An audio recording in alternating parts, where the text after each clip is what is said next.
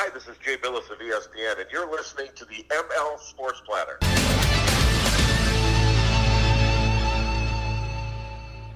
It's the ML Sports Platter all over the major platforms like Spotify, Google, Apple Podcasts, and more. Go ahead and download, subscribe, leave feedback, and a 5-star review. We are brought to you by Welch & Company Jewelers, Prestwick Golf, the Syracuse Fitness Store, and my good pals at Rosie's Corner. In and around Central New York, home seeing friends and family over the summertime break. I tell you what, they are crushing it. Fish Friday every week. Mac and cheese available with that, or fries and coleslaw. And, of course, mac and cheese available both Thursday and Friday. Pizza and wing combinations are always available. I would recommend those garlic parm and gold fever wings as well. Rosie's Corner, a proud ML Sports Platter sponsor. They've got Pepsi products, chicken salads, desserts, all in the cooler, ready to rock for you as well. This, by the way, a crossover episode, ML Sports Platter and the Bills Brawl. And with that, we bring in a guy who really does an awesome job, Anthony Prohaska. You can get him on Twitter, of course, at @pro_ANT. That's at @pro_ANT. He is the co-host of the Cover One Fantasy Football Show and is under the umbrella of Cover One Sports Network. Tremendous place to go check out. Buffalo Bills coverage, NFL coverage, film, which is incredible. The breakdowns that they give you, the way they look at the game, the way they see the game, it's really, really, really awesome. Anthony, welcome aboard here, pal. Thanks for a few minutes. I'm good. How are you? Things are very, very well. Let's start with Josh Allen. Going into 2021, he's got the pressure. The Bills have the pressure. The bullseye's on the back now. They're expected to win. When you watch the film from last year, over and over and over again leading into this year, we got training camp here, of course, currently. Where is the hole in Josh Allen's game? Where does he, is there anything he's got to complete in the arsenal here to become that overall complete elite guy, or is he already there from a film standpoint? I think he was pretty spot on in his self-analysis early in the May mini camps and everything when he talked about his work ethic this offseason in getting better towards the intermediate throws and being able to get more yards after catch for his receivers. I think that, obviously, with the year that Josh Allen had, being in the MVP conversation and putting up the numbers and everything that he did, there's not too much to poke in his game. But that intermediate area was something that he didn't do tremendous at. And we had multiple film breakdowns from Eric Turner at Cover One showing how, sometimes on those deep crosses or those ins or those digs, he would just put the ball a little bit behind his guy or just not put it in the right spot to allow that yard after the catch over the middle of the field. One of them led to a deflection off of Andre Roberts' hands and to an interception for the Tennessee Titans in that game earlier in the year. So I think that's an area where I'd like to see him improve, and it's nice to hear him talking about it as well. In addition to the overarching holistic aspect of yards after catch for his receivers, putting the ball in better spots to allow his guys to get it, whether it's like a 5-yard over or something deeper, and take advantage of the separation they generate. So he put a lot of things together last offseason going into the 2020 season, and we saw it pay dividends. And I think the yards after catch aspect in that intermediate passing area this year could potentially lead him to see another jump. And either way, it's nice to see the fact that he's not satisfied with what happened last year. He's continuing to grind, continuing to work, and I think we'll see an improved Josh Allen again this year in 2021. This year is obviously very important for the defense. I'm not saying they need to turn into the 85 Bears, the 70s Steel Curtain, not saying that, but, just a little bit better. Get to the quarterback a little bit more. Hey, be average. If they're average, look out, and the offense does what they did. God, the Bills could win the whole thing. The defense, where are the holes there, and how big of a give me ceiling floor with this group, because this is a big year. You would agree? Oh, for sure, it's a massive year, and you already alluded to it. Knock on wood, I'm very superstitious, so I'm going to knock on wood right now. But you would think the offense would stay on pace this year in terms of what they did last year. So if you just get a top 10 defense to play alongside that, you are a very threatening unit. And I think it's tough looking at the holes for the defense, especially if you're using last year as your measuring stick. you had the COVID offseason, and then it led to defenses struggling as a whole in 2020. You have the injury to Tremaine Edmonds. You have the injury to Matt Milano. You had some games where COVID affected who played defense. You have the start of Tulele opt-out. There were so many wild cards that were thrown into the defense last year. But if we're looking at holes, I don't know if I'd say holes, but I'll go with deficiencies. I think getting home to the quarterback is something. I don't think the pass rush aspect was as deficient last year as people like to make it out to be. If you're looking at pressures and if you're looking at pass rush win rate, the Bills' defensive line actually did pretty well. Now, pressures are nice and pass rush win rate is nice as well, but obviously sacks are fantastic, and getting home is something to keep an eye on. And I think that's why you get a guy like Rousseau and a guy like Basham, guys that can compress the pocket and finish a little bit more, and especially a guy like Rousseau who, if you've got guys up front who can generate havoc, and then Rousseau has the length where, if he can reach the quarterback from the line of scrimmage just with his giant Groot tree arms, that's something nice as well. And I also think potentially, not a hole, but a deficiency, some of the coverage aspects on the back end. I really like the platoon of Levi Wallace and Dane Jackson. I think that's a good option, but I really wanted a corner too this past offseason, especially if we could have gotten one in the draft, someone who allows us a little more scheme versatility on the back end and allows us to match up and do different things. And I know this is a zone-based defense, and the Bills' secondary is good at zone coverage, but somebody that just allows us to do different things, wear different hats. And again, I'm always thinking that matchup with Kansas City, having another corner who was maybe a little more athletic with a little more speed, who can run with the Tyreek Hills of the world and the Nicole Hardmans of the world. Not that that's easy because those guys have world-class speed, but I think that could be something as well. But I trust in McDermott and Frazier to mitigate those deficiencies, and we could see a Bills defense return to form in 2021, return to their form from 2019 when they were one of the best units in football. So what are your realistic expectations for this bunch, for this team in 2021? I know you guys just recently, a couple days ago, did, game by game, end of season predictions and everything in between. What does it look like for you? I think realistically, if we're going to look at it from a record perspective, granted, things can happen, but I think this is anywhere from an 11-win to a 13-14 win team. I think 13-4, it's still so weird to say those records because of the 18-game season and the 17 games that are played. I'm thinking like 13-4, 12-5. At end of the year expectations, I expect the Bills to win the division. And it's so crazy to say because I'm so superstitious. I expect the Bills to get to the AFC Championship. At this point, I don't love the Bills matching up against Kansas City. I'm super intrigued to see what happens when they play them early in the season. Yep. And how they match up, and if they learned anything from the 2 games last year. I think that's the biggest hindrance to the Bills getting to the Super Bowl. Granted, there are other teams in the AFC that are going to be tough. I think Cleveland is a tough out. I still think Baltimore is a tough out. Tennessee, I think the Colts are being vastly overlooked in terms of what kind of team they are, and they gave Buffalo problems last year in the playoffs, so it's not going to be an easy road, but Kansas City is the biggest and most massive hurdle for the Bills, but I expect them to be a Final Four team again. Whether or not they get to the Super Bowl, for me right now, depends on if they're playing the Kansas City Chiefs in the AFC Championship, but I think the Bills are a Final Four team again in 2021, like they were in 2020. And I think along those lines, there's one huge factor. They've got to go through the regular season and have the best record because they're not going into Arrowhead and winning that football game, Anthony. Could they? Sure. Will they? I say no. I just, the home field aspect, especially, look, weather's the same, KC, Buffalo, whatever, flip a coin. But having Bills Mafia, having the home game, I don't know, man. All the nostalgia coming back from the 90s. It could backfire. Who knows? But I like my chances better in Western New York for that game than I do Arrowhead.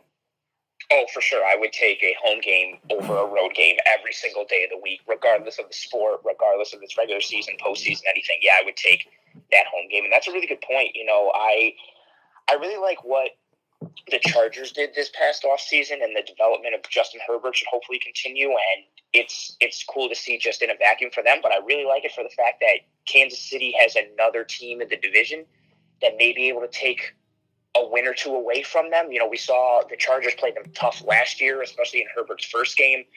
I'm hoping, exactly to your point, that if Kansas City can get some more losses built into that regular season.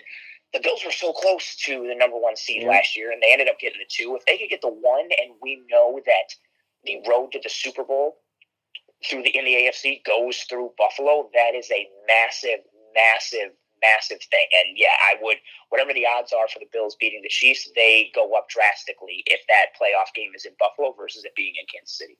Cover One Sports Network, host of Disguised Coverage, co-host of the Cover One Fantasy Football Show. It's our buddy Anthony Prohaska here on the ML Sports Platter in a crossover episode with the Bills Brawl, all brought to you by our good friends at Bryant and Stratton College and CNY Electrical.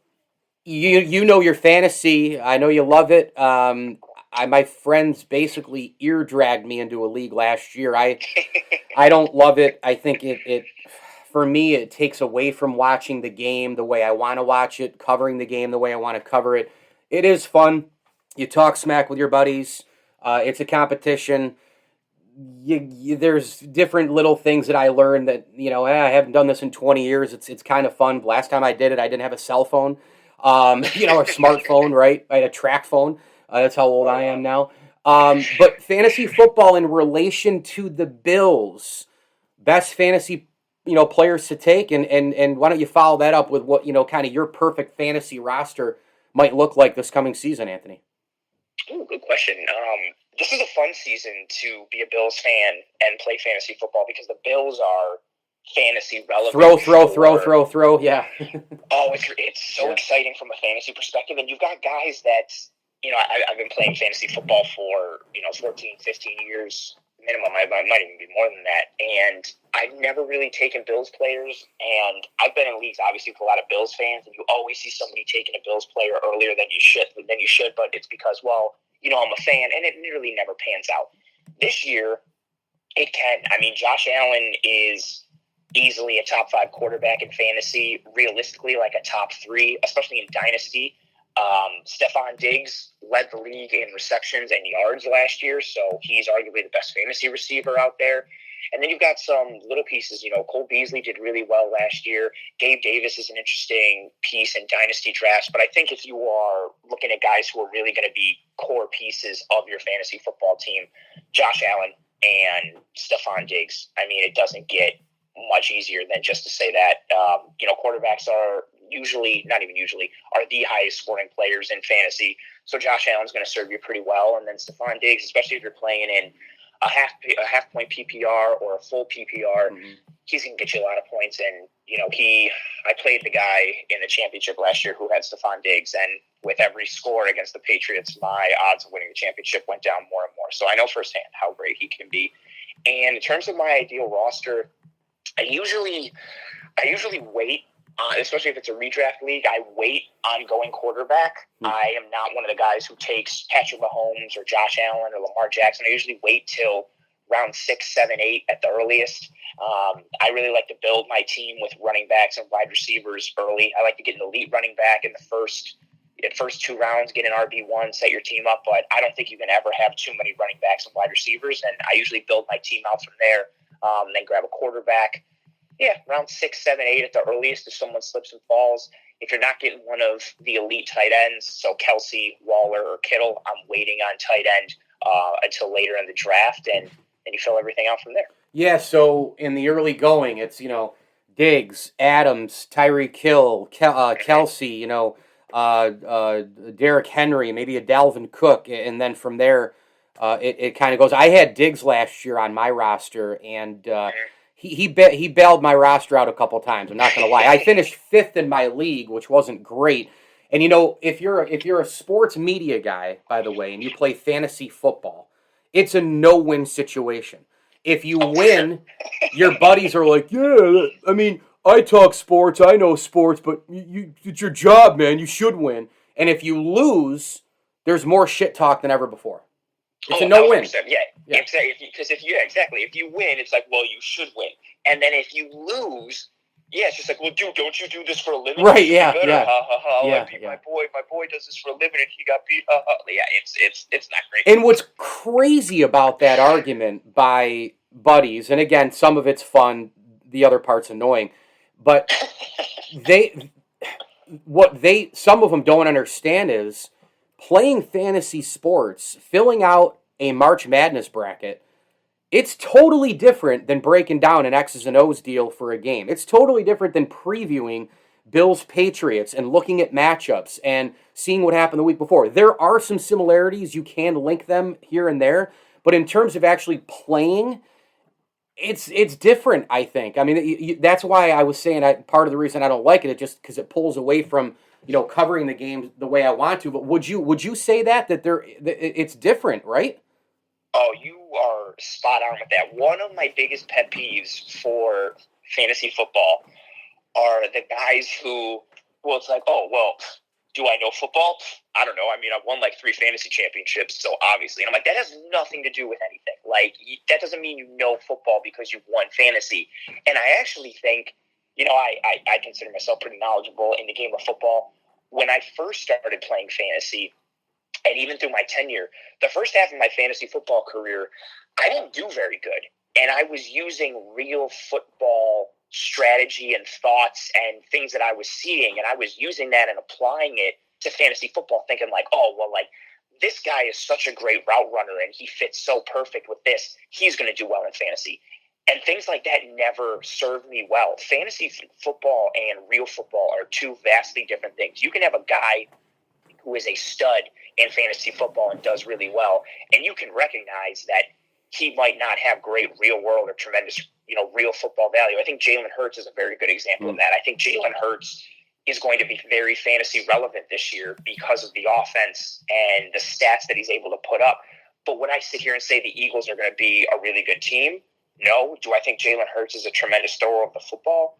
Not at all. But he can succeed in fantasy football. And yeah, exactly to your point, they are two different things. And I think you're also spot on too. It changes the way you watch the game. Like, you have like a different rooting interest, and maybe it puts a little more emotion into it. And all of a sudden you find yourself wanting to punch your TV because they gave it to the backup running back on the goal line for a touchdown instead of your running back who took it down there. Yeah, it's a different beast for sure. And yeah, that's one of my pet peeves as well. We're on the same page. Yeah, and there's just certain guys in your league, even if you're close to them in life, you don't want to lose to them.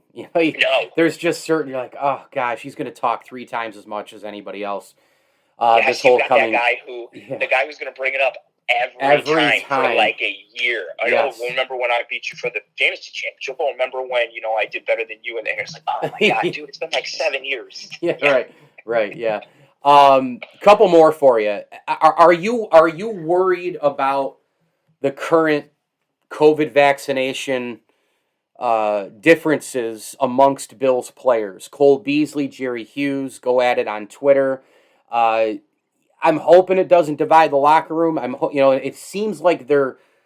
I know Twitter's Twitter. It's kind of cesspool city, but I think inside the walls, there might be better, more educational conversation between both sides. And Sean McDermott obviously is up against it because he's going to have to keep this thing together. But are you worried that this is going to become a problem through the year? Honestly, I'm not. And I saw a lot of, as you mentioned it, Twitter is Twitter. I saw a lot of thoughts yesterday from non-Bills people saying like, oh, I'm about to write the Bills off because of this, locker room divide and all these things. And even Bills fans themselves who are worried about a possible divide, which I think is fair. I think the most concerning thing around it for me is usually, the Bills are such a tight-lipped, tight ship. There is no, if at all, leaks that come out about anything. Like when the Bills traded for Stephon Diggs, you didn't really hear leading up to it that the Bills were interested in Stephon Diggs, and that goes along with their entire plan. So to see, Bills players being out in the open and, the tea being spilled type of thing, I think that for me is the biggest kind of, shock that there's stuff that has gotten out like that. But I think what's an interesting thing to think about when this whole thing with Cole Beasley first started several months ago, there were a lot of players that supported him.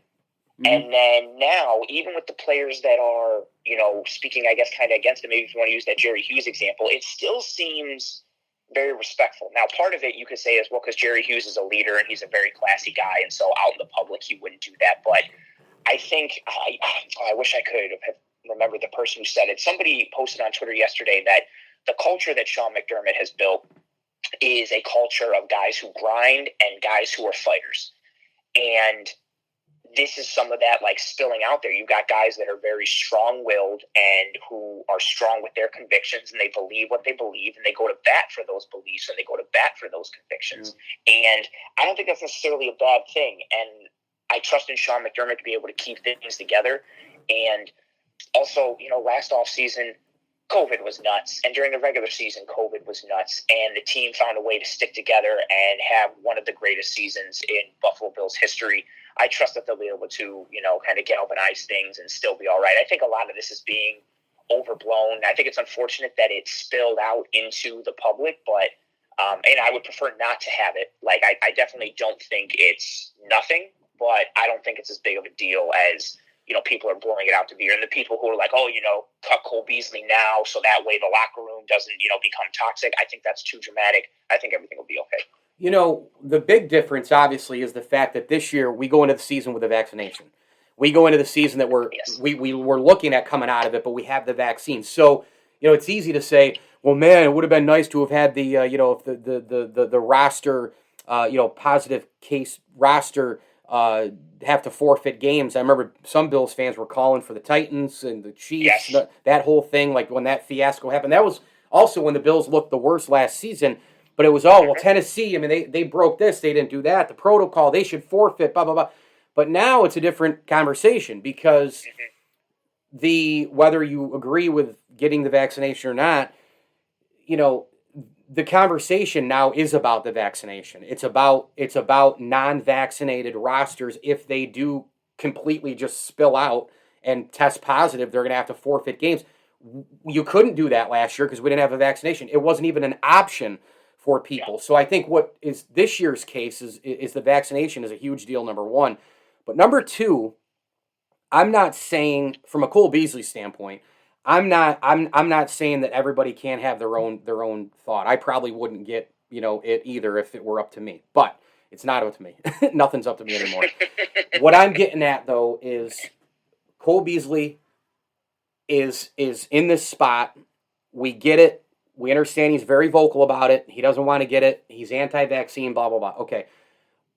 But for all the people who are anti-vaccine, if you could make them understand, listen, still just get it. Because for me, it's still about, Anthony, like whether you feel like you should or shouldn't get the vaccine. I say, well, if you get it, it's closer to getting completely past this thing, and they have a common goal as a group. To me, it makes more sense to do that, whether you don't want to get it or not.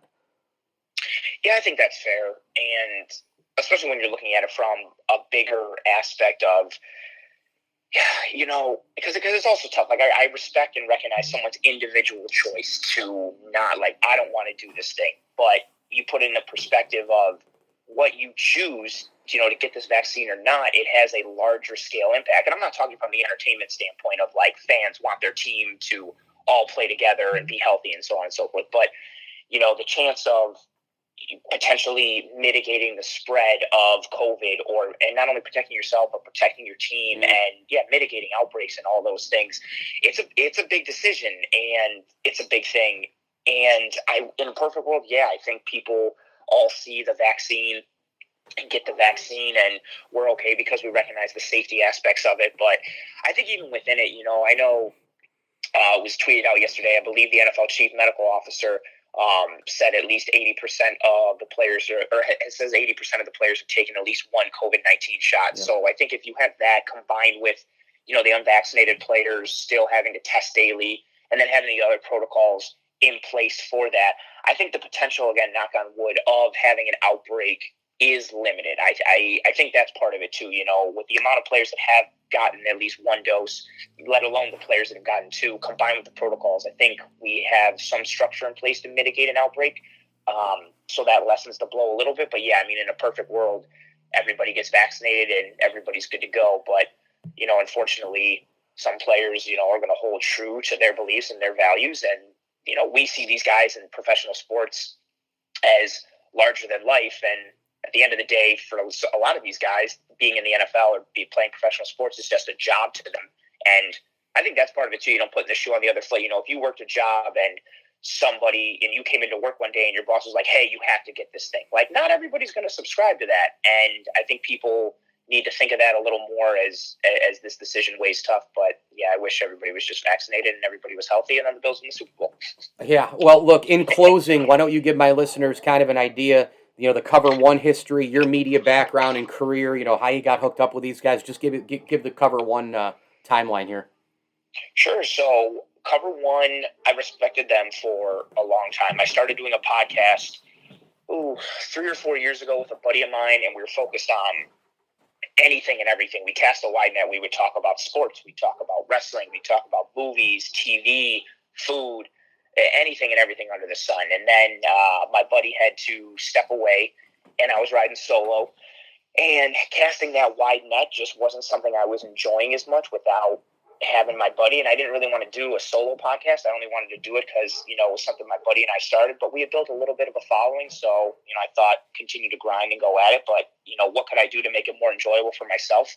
And so I thought of the thing that I love most in the world, which is Buffalo sports. So I started doing the Wagons and Warpaths podcast. It was focused on the Bills and the Sabres. I started that in April of 2020. But with everything going on with COVID, wasn't a lot of Sabres stuff to talk about, so I was pretty much exclusively talking about the Bills.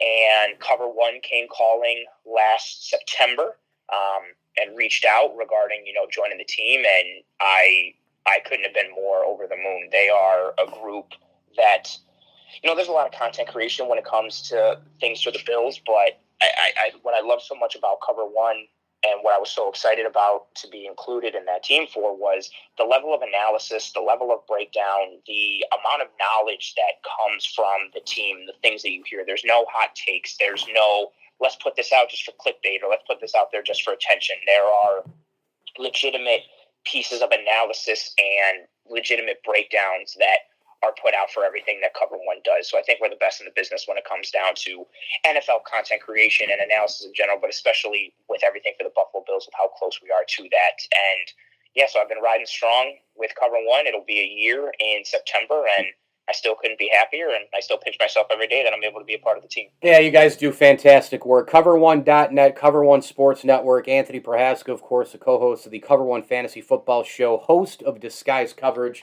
on Twitter @pro_ant. That's @pro_ant.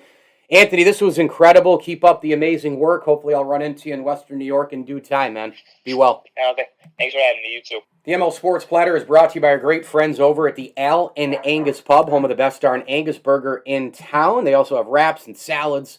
Unbelievable French onion soup. Get on over to the Al and Angus Pub if you're in and around Central New York, right there on Harrison Street in Syracuse. Big time thanks as well to our friends from Axe Exotic Pets, the Vince Aguirre Consulting Group, Stanley Law Offices, and Liverpool Physical Therapy. All your post-op needs, go to Liverpool Physical Therapy today. Pete and the gang doing an amazing job. Unbelievable job. Speaking of, from Anthony Prohaska here on the ML Sports Platter, a crossover episode of the Bills Brawl as well from Cover One, just breaking it all down. Can't wait for football season, of course. I'm Mike Lindsley. Hit me on Twitter @MikeLSports. As I always tell you, enjoy the games.